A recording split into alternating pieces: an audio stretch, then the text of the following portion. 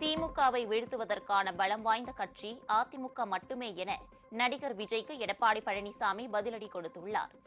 திமுக கூட்டணியில் புகைச்சல் கிளம்பி உள்ளதாகவும் அவர் கூறியுள்ளார். மக்களை காப்போம், தமிழகத்தை மீட்போம் சுற்றுப்பயணத்தின் ஒரு பகுதியாக எடப்பாடி பழனிசாமி கும்மிடிப்பூண்டியில் அதிமுகவுக்கு ஆதரவு திரட்டினார். அப்போது பேசிய அவர், புதிதாக கட்சி தொடங்கிய சிலர் அதிமுகவை விமர்சிக்கின்றனர்.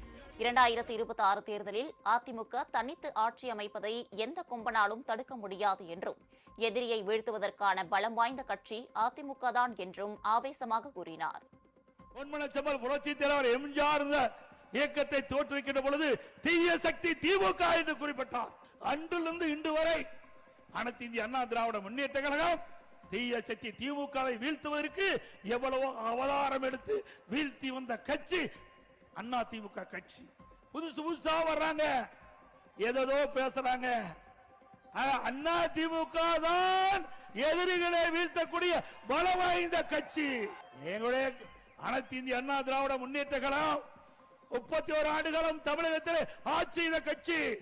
அதே போல அண்ணா திமுக பொன்விழா கண்ட கட்சி, நேற்றைக்கு துவங்கிய கட்சி அல்ல. 100 நாள் வேலை திட்டத்தை மத்திய அரசு 125 நாட்களாக மாற்றியுள்ளது. ஆனால் இத்திட்டத்தையே மத்திய அரசு ரத்து செய்துவிட்டதாக மக்களிடம் தவறான பொய்களை கூறி திமுகவினர் அவதூறு பரப்பி வருவதாகவும் அவர் குற்றம் சாட்டினார். திமுக என்ற இன்ஜின் இல்லாத காரை கூட்டணி என்ற லாரிதான் 10 ஆண்டுகளாக இழுத்து சென்றது.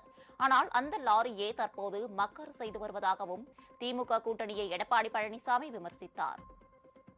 திமுக என்ற என்ஜின் இல்லாத காரை 10 ஆண்டு காலமாக கூட்டணி என்கின்ற லாரி இழுத்து கொண்டு போய் கொண்டிருக்கிறது. இந்த லாரி மக்கர் பட்டது போ. காங்கிரஸ் கட்சி திமுக ஆட்சிக்கு வந்தா பங்கு கொடுக்க வேண்டும் என்று காங்கிரஸ் கட்சி சேர்ந்த நம்முடைய தமிழ்நாட்டினுடைய மேலிட பொறுப்பாளர் சொல்றாரு. இங்க இருக்கிற காங்கிரஸ் கட்சி தலைவர் சொல்றாங்க, காங்கிரஸ் கட்சி சேர்ந்த முக்கிய நிர்வாகிகள் சொல்றாங்க, பிரச்சனை ஆரம்பமாகி விட்டது. திருமாவளவன் சொல்றார், சூழ்நிலைக்கு தக்கவாறு நாங்கள் ஆட்சியிலே பங்கு கேட்போம் என்று சொல்றார்.